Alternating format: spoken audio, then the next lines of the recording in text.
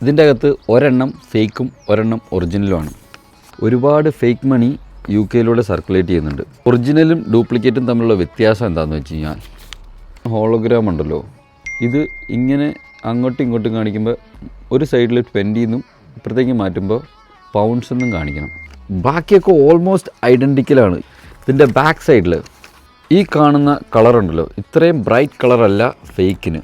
ഇതുണ്ടോ, ലൈറ്റ് കളറായിരിക്കും. ഈ ഒരു പാർട്ടിൻ്റെ ഒന്നും ഡെഫിനേഷൻ ഇതിൻ്റെ അകത്ത് ക്ലിയർ അല്ല, ഇതിൽ നല്ല ക്ലിയറാണ്.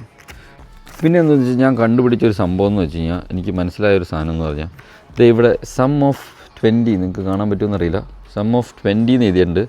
ഇത് ഒറിജിനലിൻ്റെ അകത്ത് നല്ല വ്യക്തമായിട്ട് നമുക്ക് 20 എന്നുള്ളത് കാണാം. ബട്ട് ഫേക്കിൻ്റെ അകത്ത് സം ഓഫ് 20 എന്നുള്ളത് എന്തോ കുത്തി വരച്ചിട്ടേക്കുന്നു എന്നുള്ള രീതിയിലാണ് കാണുന്നത്. ഇത് ക്ലിയർ അല്ല. പിന്നെ നമുക്ക് ഒറ്റ നോട്ടത്തിൽ കണ്ടുപിടിക്കാൻ വലിയ പാടാണ് ഇത് രണ്ടും തമ്മിൽ. പക്ഷെ നമ്മൾ കെയർഫുൾ എക്സാമിൻ ചെയ്താൽ മാത്രമാണ് ഇതിലേതാണ് ഫേക്ക് എന്നുള്ളത് നമുക്ക് മനസ്സിലാക്കാൻ പറ്റുള്ളൂ. സോ സംഭവം എന്ന് വെച്ചാൽ ഇതൊരു സ്റ്റിക്കറാണ്. ഇവർ നമുക്ക് ഒറിജിനൽ പോലെ ഫീൽ ചെയ്യാൻ വേണ്ടിയിട്ട് ഇതിൻ്റെ അകത്തൊരു സ്റ്റിക്കർ ഒട്ടിച്ചേക്കണയാണിത്. ഇതിങ്ങനെ മാന്തി കഴിഞ്ഞ് കഴിഞ്ഞാൽ ഇച്ചിരി കഷ്ടപ്പാടാണ് വരാനൊക്കെ. വരും